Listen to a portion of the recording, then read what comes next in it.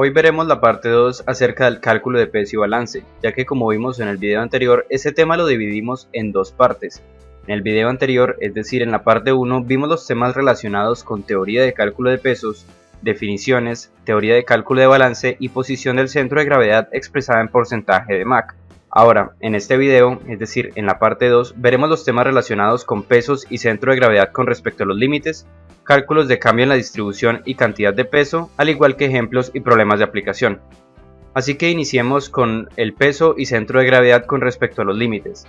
Después de obtener la información longitudinal de la posición del centro de gravedad y el peso total, estos datos deben ser comparados con la información de límites publicados por el fabricante. Normalmente, el fabricante publica estos límites por medio de tablas o gráficas, como por ejemplo esta. Como podemos ver, esta gráfica relaciona en la parte inferior la posición del centro de gravedad en pulgadas y en la columna izquierda el peso en libras. Es decir, que estamos hablando de una gráfica de centro de gravedad contra peso. Otra cosa que podemos notar en la gráfica es que tenemos un área delimitada, que es conocida como envolvente o envelope, y justamente envuelve los límites del centro de gravedad. Ahora, teniendo en cuenta el peso total a bordo y la posición calculada del centro de gravedad, se ubica en la tabla el punto, es decir, por ejemplo, supongamos que tenemos esta información, la posición del centro de gravedad 35,4 pulgadas y el peso 1520 libras. Así que ubicamos el peso en la columna izquierda, 1520 libras, y la posición del centro de gravedad en la parte inferior, 35,4 pulgadas. Esto nos da como resultado un punto que, como podemos ver, se encuentra dentro de la envolvente. Esto significa que nos encontramos dentro de los límites de peso y balance. Ahora, este tipo de gráfica tiene algunas variantes en algunos casos, ya que en algunas aeronaves se incluyen límites de centro de gravedad y peso para operación ya sea en categoría utilitaria o en categoría normal, como se puede ver en este ejemplo. Como podemos ver, nuevamente esta tabla relaciona la posición del centro de gravedad en pulgadas y en la columna izquierda el peso en libras. Sin embargo, podemos encontrar dos envolventes, una envolvente de categoría normal y una envolvente de categoría utilitaria. Dependiendo del peso y la posición del centro de gravedad, la aeronave debe ser operada de acuerdo a una de estas dos categorías. Veamos un ejemplo de esto. Supongamos que tenemos las siguientes condiciones de operación. En primer lugar, tenemos un centro de gravedad a 40 pulgadas y un peso de 1900 libras. Así que, ubicando esto en la gráfica, nos da como resultado este punto, que como podemos ver se encuentra dentro de la envolvente de categoría utilitaria. Es decir, que la aeronave puede ser operada con las limitantes de esta categoría. Pero, ¿qué sucede si, manteniendo la posición del centro de gravedad, el peso aumenta, en este caso a 2100 libras? Si ubicamos el punto correspondiente, da como resultado esta posición, que como podemos ver se encuentra fuera de la envolvente de categoría utilitaria, pero se encuentra dentro de la envolvente de categoría normal. Es decir, que bajo estas condiciones de operación, la aeronave debe ser operada con las limitantes de categoría normal. Y para el tercer ejemplo, supongamos que el peso es el mismo, 1900 libras, pero el centro de gravedad se mueve hacia atrás 2 pulgadas, es decir que su nueva posición es 42 pulgadas. Si lo ubicamos en la gráfica, obtendremos esta posición, que como podemos ver se encuentra fuera de la envolvente de categoría utilitaria y se encuentra dentro de la envolvente de categoría normal, es decir que esta aeronave debe ser operada de acuerdo a la categoría normal. Ya vimos entonces cómo utilizar una tabla que relaciona posición del centro de gravedad y peso en libras. Sin embargo, algunos fabricantes pueden proporcionar para los límites de peso y balance una tabla que relacione momento total y peso total, como se puede ver en este ejemplo. Como podemos ver, en la parte inferior encontraremos el momento total y en la columna izquierda el peso en libras. Es decir, que estamos hablando de una tabla que relaciona momento y peso. Y nuevamente podemos encontrar las dos envolventes, la envolvente de categoría normal y la envolvente de categoría utilitaria. Para utilizar esa tabla basta entonces con conocer el peso total de la aeronave y el momento total producido, es decir, que no se requiere calcular la posición del centro de gravedad directamente. Veamos un ejemplo de esto. Supongamos que tenemos las siguientes condiciones de operación.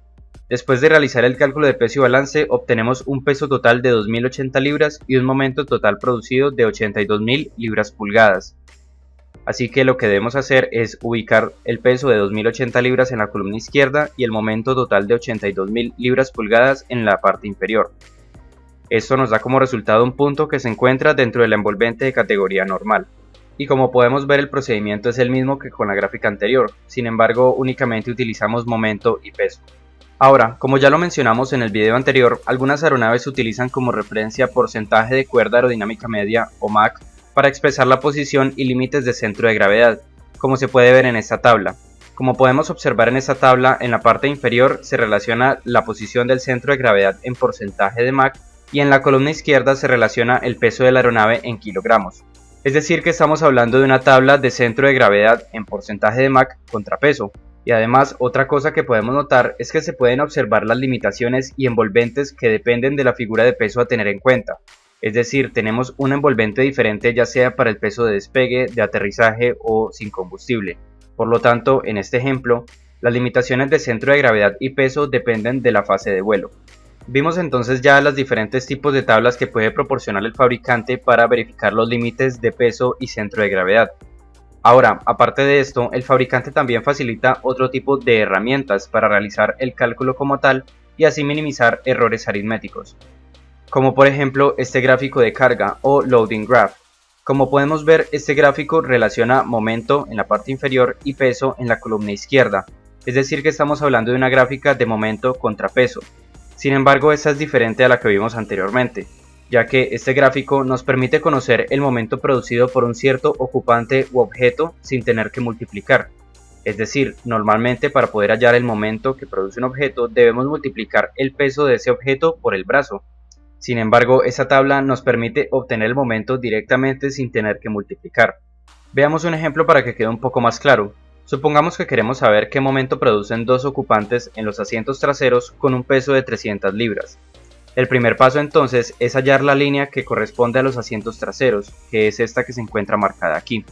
El segundo paso es ubicar el peso de los objetos u ocupantes en la columna izquierda y desplazarnos hasta intersectar la línea de los asientos traseros.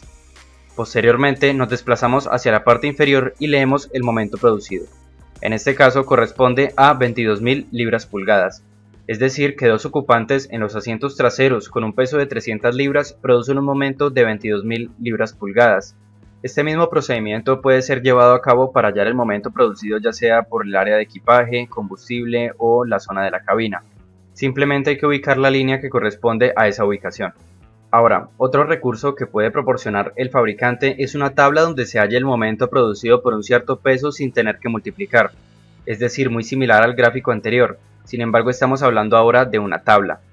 Esta tabla proporciona el momento directamente por un cierto peso en una cierta posición, es decir, que no se requiere multiplicar brazo por peso para hallar el momento. Aquí, para hallar el momento producido por un ocupante sentado en esta posición, basta con buscar el peso correspondiente y leer el momento en la columna de la derecha. Primero que todo debemos ver a qué posición corresponde la tabla. En este caso corresponde a la posición del piloto y el pasajero frontal, es decir, el área de la cabina. Supongamos que queremos conocer qué momento produce un peso de 200 libras en esta posición. Lo que debemos hacer entonces es buscar el peso en la columna izquierda y después leer el momento en la columna de la derecha, en este caso 27.100 libras pulgadas. Como podemos ver entonces, no requerimos realizar ninguna multiplicación, obtuvimos el momento directamente relacionándolo con el peso y la posición. Pero entonces, ¿qué sucede si después de realizar el cálculo de peso y balance el centro de gravedad se encuentra fuera de los límites? Obviamente la aeronave no puede ser despachada bajo esta condición, es decir que se debe redistribuir el peso de manera que el centro de gravedad entre en su rango de operación nuevamente. Supongamos que tenemos una aeronave con unos ciertos límites de centro de gravedad, y esta es cargada de manera que el centro de gravedad cae por fuera de los límites. Aquí, para poder resolver esta situación tenemos tres opciones. La primera es redistribuir el peso a bordo, es decir, mover objetos de la parte trasera de la aeronave a la delantera para así hacer que el centro de gravedad se mueva hacia adelante. La segunda opción es quitar peso de la aeronave, es decir, quitando peso de la parte trasera, hacemos que el centro de gravedad se mueva hacia adelante hasta que cae nuevamente dentro de los límites. Y la tercera opción es añadir peso a la aeronave, es decir, si añadimos lastre o peso en la parte delantera de la aeronave, hacemos que el centro de gravedad se mueva hacia adelante hasta que cae dentro de los límites nuevamente. Sin embargo, estas últimas dos opciones no son muy deseadas, ya que quitar peso de la aeronave supone quitar peso que debe ser transportado, es decir, que no es rentable, mientras que añadir peso a la aeronave como lastre en la parte delantera hace que aumente el peso total de la aeronave y se reduzca así su rendimiento y eficiencia. Así que en este caso la opción más conveniente es redistribuir el peso a bordo. Así que hablemos de la redistribución de peso a bordo. Un cambio en la posición de un objeto a bordo causará un cambio en la posición del centro de gravedad, obviamente, y este cambio en la posición puede ser calculado por medio de esta fórmula, donde el cambio de la posición del centro de gravedad corresponde a la distancia que se mueve el peso multiplicado por el peso a ser movido sobre el peso total de la aeronave. Veamos un ejemplo de esto. Supongamos que tenemos una aeronave que tiene dos bodegas, la bodega A ubicada a 50 pulgadas del datum y la bodega B ubicada a 115 pulgadas del datum.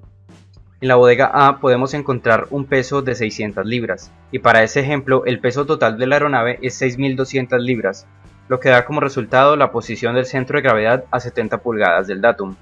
Ahora la pregunta es, ¿qué tanta distancia se moverá el centro de gravedad si el objeto de 600 libras en la bodega A es movido hacia la bodega B? Como podemos inferir, la distancia entre las bodegas es de 65 pulgadas, y con esta información ya podemos realizar el cálculo utilizando la fórmula anterior.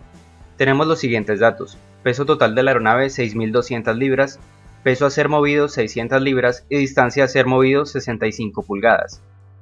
Es decir que simplemente debemos reemplazar los datos en la fórmula y nos da como resultado 6,3 pulgadas, es decir que el centro de gravedad se moverá hacia atrás 6,3 pulgadas, haciendo que la nueva posición del centro de gravedad sea ahora 76,3 pulgadas. Con esto finalizamos entonces las explicaciones teóricas acerca de peso y balance. Pasemos entonces ahora con los ejemplos y problemas de aplicación. En esta sección entonces vamos a realizar el cálculo de peso y balance para una aeronave teniendo en cuenta la información proporcionada por el fabricante, el taller y del vuelo como tal. Así que iniciemos con la información de la aeronave. En este caso nos proporcionan la información de pesos límites, capacidad de combustible, pasajeros y carga, información proporcionada por el taller con respecto al peso en vacío básico y el centro de gravedad en vacío, al igual que la posición de las sillas y también otras zonas de la aeronave con respecto al datum. Es decir que en forma resumida tenemos la siguiente distribución: una aeronave que tiene 4 filas de sillas para pasajeros más la cabina de mando, donde podemos observar el brazo de cada una de las sillas. En cuanto a la información de zonas de carga, esta aeronave cuenta con 4 zonas, que están distribuidas en la parte inferior del fuselaje, y tenemos también la información de los brazos de cada una de ellas. En cuanto a combustible, esta aeronave cuenta con 2 tanques de combustible, el izquierdo y el derecho, que en este caso se encuentran ubicados a la misma distancia del datum. Y finalmente tenemos la información proporcionada por el taller, que nos da el peso básico en vacío de 5.005 libras y el centro de gravedad en vacío a 185,7 pulgadas del datum. Aparte de esta información, el fabricante también nos brinda información de límites de peso y centro de gravedad por medio de estos gráficos. Tenemos un gráfico que relaciona posición del centro de gravedad y peso de la aeronave y otro que relaciona el momento total con el peso total. Con la información proporcionada por el fabricante podemos pasar ahora a la información del vuelo como tal. En este caso, el vuelo tendrá la siguiente distribución de carga. Tenemos 2 pilotos en la cabina, un pasajero en la fila número 1, 2 pasajeros en la fila número 2, un pasajero en la fila número 3 y 2 pasajeros en la fila número 4. En cuanto a carga y equipaje, en la zona A tenemos 240 libras, en la zona B tenemos 0 libras, es decir, está vacía, en la zona C tenemos 125 libras y en la zona D 330 libras. En cuanto a combustible, y teniendo en cuenta todas las definiciones de combustibles requeridos para el vuelo, tenemos un total de 170 galones a bordo, y estamos hablando de Aviation Gasoline 100-130, que tiene una densidad aproximada de 6 libras por galón, lo que nos da entonces un peso total del combustible a bordo de 1.020 libras. Con esta información proporcionada ya podemos realizar los cálculos de peso y balance, iniciando por esta tabla donde tabulamos el ítem, el brazo, el peso y el momento producido por cada uno de los objetos a bordo de la aeronave. Después de tabular toda esta información podemos sumar todo el peso a bordo y nos da como resultado el peso total en rampa, 8.100 libras, y el momento total en rampa, 1.576.099 libras pulgadas. Así que lo que debemos hacer ahora es comparar este peso con el peso máximo en rampa, que como podemos ver es 8.785 libras. Ya que el peso en rampa es 8.100 libras, nos encontramos por debajo del límite. Ahora debemos proceder a calcular nuestras condiciones para el despegue. Para esto entonces debemos quitar el peso y el momento producido por el taxi fuel, ya que este combustible será quemado durante el encendido y el rodaje. En este caso son 5 galones, que corresponden a 30 libras de combustible. y esas 30 libras de combustible corresponden a 6.099 libras pulgadas, lo que nos da como resultado un peso para el despegue de 8.070 libras y un momento para el despegue de 1.570.000 libras pulgadas. Dividiendo el momento total y el peso total para el despegue, obtenemos un centro de gravedad de 194,5 pulgadas. Es decir, que ya tenemos la información de centro de gravedad y peso para el despegue. Vamos entonces a compararlo con los límites. Para esto entonces debemos primero que todo comparar el peso de despegue con el peso máximo de despegue, que en este caso es 8.750 libras. Nos encontramos por debajo de ese peso, por lo tanto no hay problema con respecto al peso. Veamos ahora la posición del centro de gravedad. Para esto debemos ubicarla en la tabla. Así que inicialmente ubicamos 8.070 libras en la columna izquierda y 194,5 pulgadas en la parte inferior, lo que nos da como resultado esta posición, que como podemos ver se encuentra dentro de la envolvente, es decir que estamos dentro de los límites de centro de gravedad para el despegue. Este mismo cálculo lo podríamos hacer utilizando la tabla de momento total y peso total. Para este caso entonces requeriríamos conocer únicamente el peso total de la aeronave para el despegue y el momento total para el despegue. Con esta información entonces podemos ubicar el peso de despegue en la columna izquierda y el momento total en la parte inferior, lo que nos da como resultado esta posición, que como podemos ver se encuentra dentro de la envolvente, es decir que estamos dentro de los límites de centro de gravedad y peso para el despegue. Con esta información disponible ya podemos realizar el cálculo de las condiciones para el aterrizaje. Para esto debemos restar el combustible hacia el destino, es decir el trip fuel, ya que este va a ser consumido durante el vuelo como tal. En este caso el trip fuel destinado para este vuelo son 90 galones, que corresponden a 540 libras de combustible, y estas 540 libras producen 109.782 libras pulgadas de momento. Así que al restar estos datos al peso de despegue obtenemos el peso de aterrizaje y el momento de aterrizaje, el cual si lo dividimos entre el peso total obtendremos el centro de gravedad para el aterrizaje, que como podemos ver se ha movido un poco con respecto al del despegue debido justamente al consumo de combustible en vuelo. Así que ya tenemos los datos para el aterrizaje, el peso y el centro de gravedad. Vamos entonces a compararlos con las gráficas para verificar si se encuentra dentro de los límites. Aquí entonces realizamos el mismo procedimiento. Primero que todo verificamos el peso máximo de aterrizaje, 8.500 libras, y nos encontramos por debajo del mismo, así que no hay problema con respecto a peso. Veamos ahora el centro de gravedad.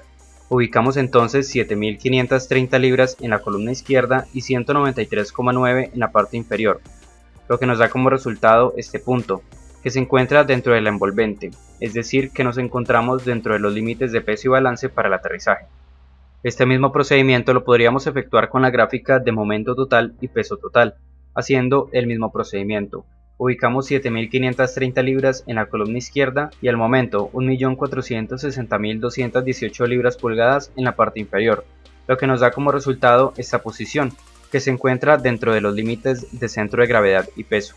Así que en resumen podríamos resumir toda esta información en una sola gráfica, teniendo en cuenta la información de peso y centro de gravedad para el despegue, al igual que peso y centro de gravedad para el aterrizaje, que corresponderían a estas posiciones. Esto se hace con el objetivo de verificar que el centro de gravedad y el peso se mantengan siempre dentro de los límites durante todo el vuelo, lo cual también lo podríamos hacer con la otra gráfica, únicamente relacionando peso total y momento total. Con esto ya habríamos finalizado entonces el cálculo de peso y balance para este vuelo. Sin embargo, supongamos que nos solicitan expresar la posición del centro de gravedad para el despegue en porcentaje de Mach. Para esto debemos tener la siguiente información. Aquí tenemos la aeronave y la línea de Atum, tenemos la cuerda aerodinámica media, el LEMAC, el TMAC y la posición del centro de gravedad, teniendo en cuenta la siguiente información. El brazo al LEMAC es 177,5 pulgadas, el brazo al TMAC es 243,9 pulgadas y la posición del centro de gravedad es 194,5 pulgadas. Lo primero que debemos hacer es hallar la longitud de la cuerda aerodinámica media, restando 243,9 pulgadas menos 177,5 pulgadas, que nos da como resultado la longitud de la cuerda aerodinámica media de 66,4 pulgadas. Ahora debemos hallar la distancia entre el centro de gravedad y el LEMAC, que lo obtenemos restando 194,5 pulgadas menos 177,5 pulgadas, es decir que el centro de gravedad se encuentra 17 pulgadas por detrás del LEMAC. Así que tenemos la siguiente situación. La longitud de la cuerda aerodinámica media es 66,4 pulgadas y la posición del centro de gravedad es 17 pulgadas por detrás del LEMAC. Asumiendo entonces que 66,4 pulgadas corresponden al 100% de la Mach, 17 pulgadas corresponden al 25,6% de la Mach, es decir que la posición del centro de gravedad es 25,6% de Mach. Y de esta manera ya expresamos la posición del centro de gravedad en porcentaje de cuerda aerodinámica media.